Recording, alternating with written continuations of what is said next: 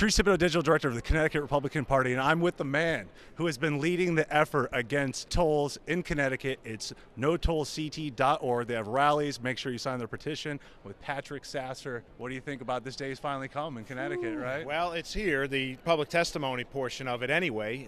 We're anxiously waiting to get in front of the committee and speak our parts against tolls. So now, I know the governor has mentioned this many times. We know that he flip-flopped during the campaign, but he keeps repeating this. He says that every time he talks to businesses, they say the reason why they're not moving to Connecticut is the tolls. Yeah. What do you have to say about that? Well, it's interesting you say that. Not only the governor's been saying that, but even my own state senator, Alex Bergstein, makes the same. Of course. We all know Senator Bergstein. Oh, right? Yes. She makes the same kind of comments that, I speak to all the business leaders. Right. Yeah, they seem to forget about us small business owners and the impact that this is going to have on our companies. Right. The employees that, have to travel around the state to make it to work.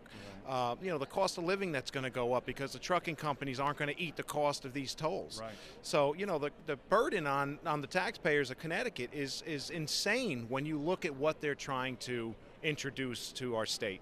Now, what do you think about, I know Senator Logan's brought this up, but it seems even the most recent proposal, they said they want to toll trucks on Merritt Parkway.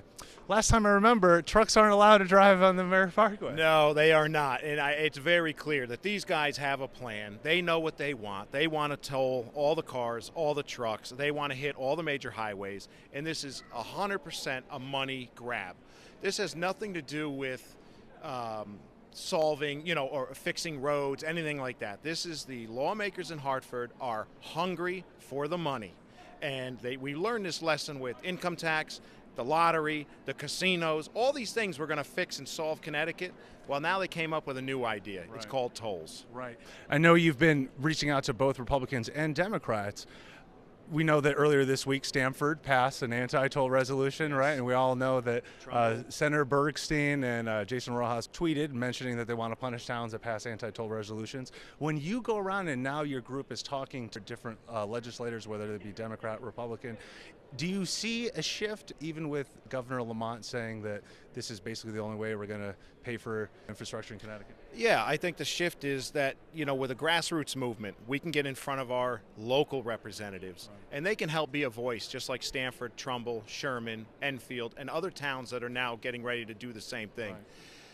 And the other impact to the towns and the cities are what these tolls are. They're congestion tolls. So it's important to mention. And for those out there who don't know, maybe people need to understand what that is. So you'll be traveling down the highway, and depending on the time of day, the price will jack up on the toll to force cars off the highway.